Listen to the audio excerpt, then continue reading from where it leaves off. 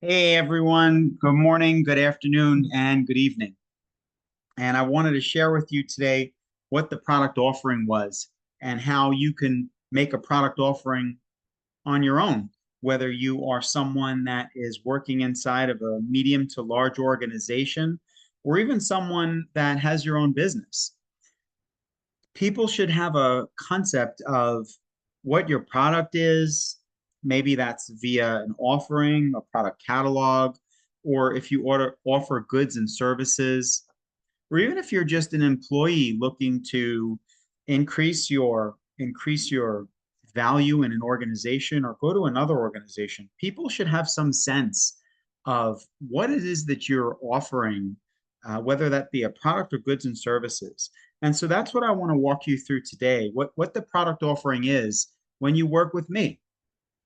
And so I'm sharing my screen here.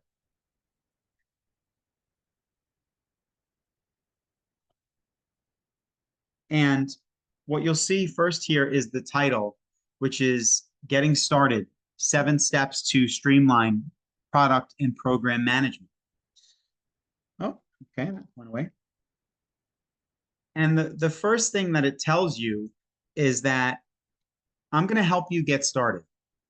And so whether you're struggling to figure this stuff out or whether you kind of have some of this going and you're not sure what's next or it's not clear, maybe you are running over budget, maybe you can't get stakeholders on the same page, or maybe you want to release a product and you really want to get it right. And so what I say right here, and you could do this as well, is immediately right out of the bat, you know exactly what you're dealing with here. You're dealing with getting started in the fields of product and program management and 7 steps to streamline this. And that streamlined is visually represented by this circular kind of process here. And so at any given point, if things get confused, for example, if in the RAID log things are confused, it's because the RACI hasn't been defined.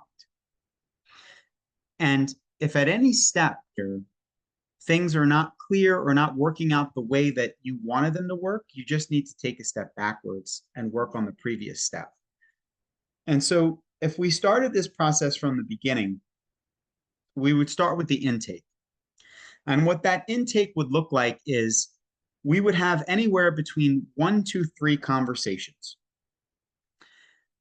The first conversation we're going to have is going to be in 15 minutes or less. And you're going to do a bit of a word dump to me and tell me everything that's going on.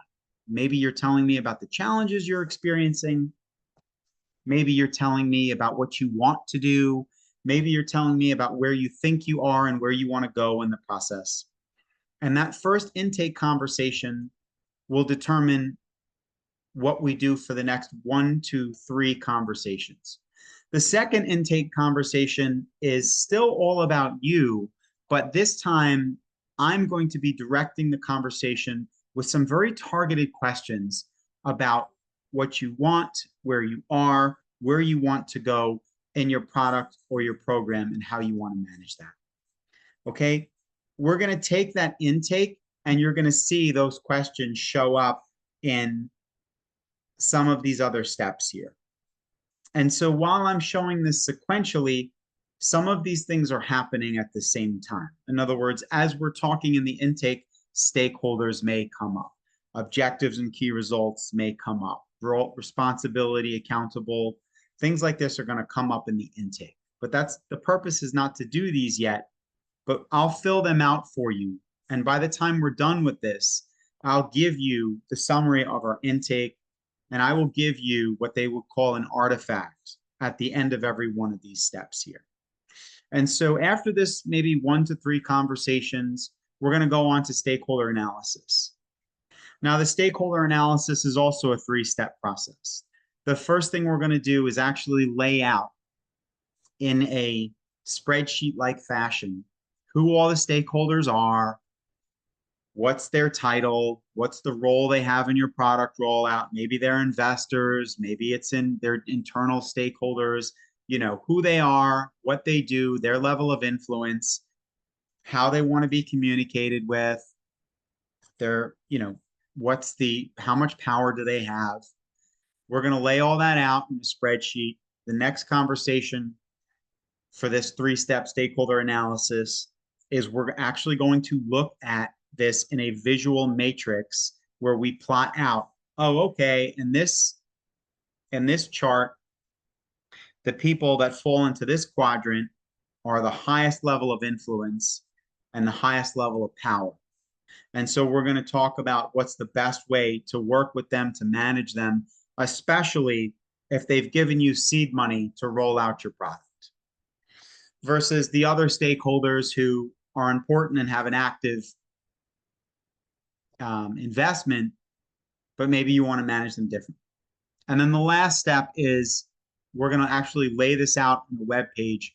So if you have a company web page or if you work inside of an organization, I tend to prefer using things like Confluence and SharePoint, but we can set this up on any web page that you like, or I can set one up for you and then give it to you. Either you can use that web page or you can have someone on your team copy and paste that. But the purpose of the web page is going to lay out the governance structure of when you're going to talk to your stakeholders, how you're going to talk to your stakeholders. It's going to contain both of those conversations from the analysis, from the matrix, but it's not going to include things like power and influence level. And the reason why it's not going to include things like power and influence level is because that's sensitive information. That's for you and your team to hold on to. The next conversation we're going to do in a work group fashion. And that work group is going to consist of only a select group of stakeholders or only select group of people in your team. And this is where we are going to define. This is where we are going to beat a dead horse. We're going to call out the elephant in the room. This is where we're going to call out the obvious. This is where we're going to say things like the back of this page is white. This color is a shade of red. We're going to call out the obvious in the MVP. Now, MVP here does not stand for minimum viable product. I do not advocate minimum viable product. And the reason why I do not advocate minimum viable product is because when a client gives me $20,000, I do not show up in 2 weeks and say, this is the minimum viable product. Aren't you so happy? Because they're going to be pissed. And they're going to say, I gave you good money to do good work. What is this minimum viable bullshit? MVP, and I want you to pay attention to this, is mission, vision, and purpose. This is very important. This is where in a work group, we're going to give you a mission statement. We're going to work on this together. We're going to give a vision diagram. We're actually going to draw this out. It does not matter if you have horrible drawing skills. I have horrible drawing skills too. We're going to take all of our horrible drawings together in our group, or if someone in the team has good drawing skills, we'll give it to them. But once we're done with this, I will hand this off to someone that does have good drawing skills that will bring it to life. That's your vision of what your end product or what your end program looks like at completion. And then P is for statement of purpose. So you're going to have a mission statement for the M, a purpose statement, and an actual vision. Once again, if you're not a good drawer like me, I'm not good at drawing, that's okay. Stick figures is about the best I can handle. We will hand this off to someone on the team. We'll identify someone in the organization that can bring this to life. Or once again, I can take care of that for us. The next step in the process is your OKRs. And I just want to circle back to something I said in the beginning. This is the process: intake, stakeholder analysis, MVP, et cetera, et cetera, et cetera. As we are having these conversations, as we are doing these workshops,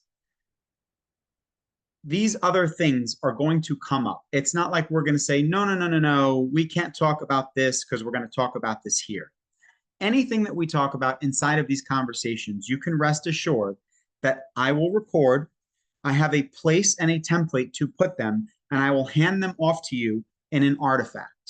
Now, those artifacts might be a spreadsheet, it might be a document, it might be a web page, it might be a presentation, it might be a workflow tool. If you're a Jira person like me, it might actually be mapped out in Jira, which is what I would recommend, or if you use Monday or Asana.com, but some type of official tool. So OKRs, objectives and key results. Once we've done our intake, our stakeholder analysis, and our mission, vision, purpose, this is where we actually start to create the roadmap on a quarterly and yearly level. So by quarterly, I mean by the end of Q3, by the end of Q4, by the end of Q1 next year, by the end of the 12-month implementation, by the end of the 18-month implementation, this is what success looks like. And we know that because we've defined our MVP. Objectives and key results is where we're actually going to specify at the end of Q3, we will deliver X. We know X has been delivered and successful because we will measure that result by Y. The key measurement will be Y. So if you've worked with me in the past, you know I tend to use the same three analogies over and over and over again because they are the most relatable. I will say things like, if you wanted to get in better shape, if you were building or renovating your house, if you were building or renovating a bakery, these are the three things I bring up over and over and over again because they are the most relatable. So you might say, by the end of Q3, I will have lost 5% body fat. By the end of Q3, we will have finished framing the house. By the end of Q3, we will have built the second bakery. All right. It is an objective and a key result, and you know it's measurable. The next is your RACI. Your RACI is your who is responsible for this, who is accountable for this, who is consulted on this, and who is informed. This is where you're going to go back to this stakeholder analysis. If I drew a little bi-directional line here, if I went back to the stakeholder analysis, you're going to list out all your people. What's the difference between responsible, accountable, consulted, and informed, and why do we do this? If you're working on a product team and you're doing a startup for something and there's only 4 people or 5 people, you're not going to need a RACI. You're going to be crystal clear on Johnny is in charge of this and Janie is in charge of that. And this is like a Venn diagram. This is the intersect of what Johnny and Janie do so that we make sure things are not redundant. When you're working inside of a large organization or you have a team of like 50 people you're managing, or you're rolling this out to a couple 100,000 people, this is where you need to know the difference. And so let me just give you once again an example in layman's terms. We're rolling out our third bakery. We'll have our third bakery rolled out and built with our menu of cookies, croissants, danishes, pies, yada, yada, yada. Mark, I'm going to send you an email with the list of those pastries. That means Mark is informed. That's what the I is for. Now look at the difference here on consultant. Mark, by the end of Q3, we will have the third bakery built and rolled out with the list of all of the pastries inside of the bakery. We're going to set up several meetings with you to discuss what those pastry items should be. That is consulted. It's very different, and it's important to know the difference. Informed, you're letting someone know based on their preferences, and you know their preferences because you did a stakeholder analysis. Maybe they want to talk in person. Maybe they want to do a workshop. Maybe they want bullet points. Maybe they want an email, right? You know what their preferences are because you did your stakeholder analysis, or more accurately, I did the stakeholder analysis with you, and we have it documented. Consulted means you're actually going to talk to them and you're going to go back and forth. The reason why you're going to go back and forth is because in the example of Mark, that is someone that is probably an expert in this area, and you're going to want to make sure you talk to them about it. Responsible and accountable. The A here does not stand for action. Responsible and accountable. So if I have a team of 5 and one of those team members is responsible for framing the house, he's the one that's actually doing the work. He's actually working with the wood and the nails. I am accountable. A does not stand for action. So I am accountable that the framing is done on time, on budget, within scope, to these specifications. Johnny, who works for me, may be actually doing the work. So Johnny's responsible, but Mark is accountable. A lot of people skip this. They say, we really don't need a RACI. Come on, Mark, don't be such a stickler. These races are not for me. They are for you. Trust me. As you start moving with your implementation 3, 6, 9 months down the line, you're going to get a lot of, well, who's supposed to be doing this? Who are we supposed to be talking to? Right? Especially on the informed piece, you want to make sure the right stakeholders are informed. You want to know who's responsible, who's accountable. People are not stepping on each other's toes. And if something that someone is responsible for isn't done per spec, you're not going to go to them. You're going to go to the accountable person, and you're going to talk about it in the nicest, most polite way possible to get it done the right way. All right. Now we're going to the RAID. Once again, to reiterate, at any point, if you're confused, like, I don't know what the RAID should be, it's because you didn't do something in your racing. I don't know what the races should be. You didn't map out your OKRs. You didn't map out your mission, vision, purpose. You didn't do your stakeholder analysis. We didn't have the right conversations in the intake, starting off here, right? So at any point, if things are confused, they're confused because you skipped a step along the process. You rushed a step along the process. Now, once again, when you work with me, I'm going to make sure that we lay this out with you and get it done as fast as possible, and we don't skip any steps. So as we move forward, we have everything we need, even if we don't need to pull this stuff up for 3 months down the line. I'm going to make sure you have this. Excuse me. So your RAID stands for your risks, your assumptions, your issues, your dependencies, and even your open questions, what I call a RAID Q plus. A RAID Q plus stands for questions plus anything else. So risks, assumptions, issues, dependencies, open questions. This is a log of everything. Why do you want a log of this? Well, you want a log because, first off, when you take these things out of your head and you write them down and you have them in some type of digital format, and it's totally fine if you're like, Mark, like, I like to just write this stuff on a whiteboard. I like to just write it down on a notebook. No problem. I'll write that stuff down for you.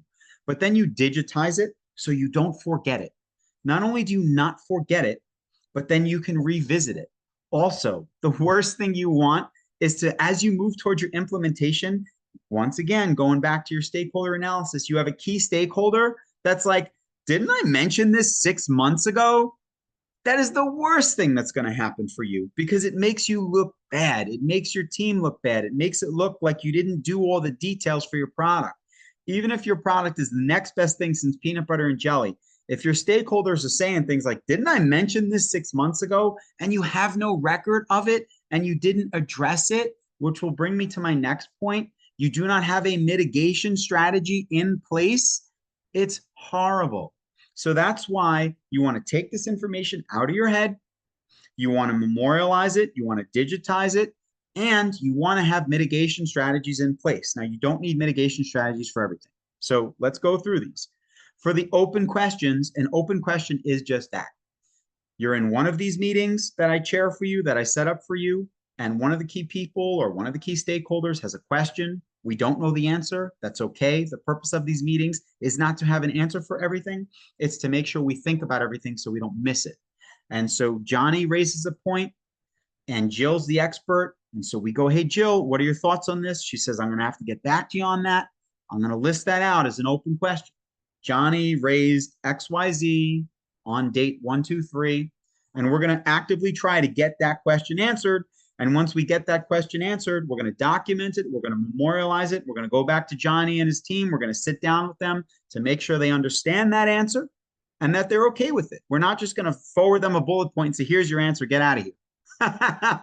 You want to have some level of client service. You want to give folks that white glove experience. You know, you like Uber, right? Uber gives you a rating, you know, or other. Nowadays, all of these apps have ratings, right? It's a bi-directional rating system. You want to think, okay, what is the level of service? Am I giving people the 5-star service? Okay. The next is a risk versus an issue. What's the difference? How do you know the two? If we're driving down the road and I have a map and you're guiding me and I'm driving and I hand you the map, and you say, Mark, we're on the road that's going to get us there the fastest way possible. But the map shows that the road's bumpy up ahead. There are some spikes in the road. There's a risk that we're going to get a flat tire And if we get a flat tire, we're going to be late and we may even have to get pulled off a road. That is a risk. Now look at the difference here between an issue. An issue is we're driving down the road. I'm driving. You're sitting next to me. You're navigating. You have the map and we get a flat tire. The risk is the potential for something to happen in the future. An issue is you got to deal with the flat tire right now. It is happening right now. And so risks require mitigation strategies. And I know some of you guys, I've seen your raids. I'm not trying to point fingers here, but blind acceptance is not a good mitigation strategy. Like some of you guys just like accept the risk. Mitigation strategy means just that, means that there's a 75% probability this risk is going to hit us and it's going to mean this. And we're going to reduce that 75% probability down to a 5% probability by doing this. That is a mitigation strategy, not, we're just going to accept it. We're going to see how it goes. No, that's horrible. That does not give the 5-star experience. That gives a 1-star experience. We have to do better. We have to raise our standards. Okay. So that is your risks, your assumptions, your issues, your dependencies, and your open questions. Assumptions is very, very much just that. It's the difference between an assumption and a question. A question is a question, and an assumption is, I think that if we roll out a third bakery and offer this additional pastry, it's going to take us more time, it's going to take us more money, and it's not going to give us the return we want. That's an assumption. We're going to have to test that assumption with some data. But the point here is that we have all of this listed out. Okay. Resource and budget plan. Next and the last step. You're wondering, why is my resource and budget plan the last thing? Shouldn't I be thinking about my P&L, my bottom line, my budget, how much revenue we're going to generate? Shouldn't I think about that first? I would say no. And the reason why I would say no is because if you put this first, then these other things come after or they come last. And it is more important to get down who the people are, what the vision is, what the objectives are, and how you're going to measure them. Who's going to be doing these things? Who needs to be informed? What's the log of everything that's going to happen? How are we tracking this? And then you do your resource and budget plan last.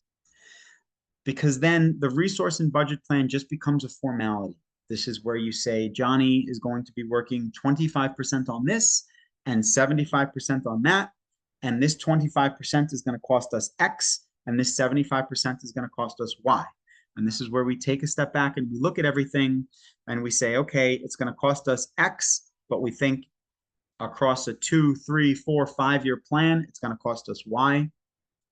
On technical implementations, where we're talking about where we're actually doing technical implementations and we're not working with the vendor costs will be included here. But if we're not working with the vendor and we're doing this ourselves, this is where you'll also include a technical diagram. And the reason why you include the technical diagram here and not here with your MVP is because you're starting to actually map out the resource and the budget. And you can say, okay, Johnny is going to do this from a cloud-based perspective, and this for our physical servers, and this for our digital servers, and that's where you map this out. All right. So once again, at any given point, if you or your team are confused, take one step back and clarify. So if you're confused here, take a step back and do here. If you're still confused, take a step back and do here. You may find, unfortunately, that you have to come all the way back to the intake conversations. You have to do this again. And so bringing this back to the purpose of why we talked about this, this is the product offering, all right?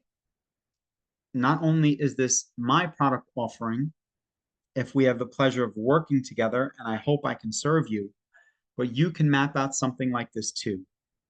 This is just a getting started plan, 7 quick and easy steps to streamline your product or your program management.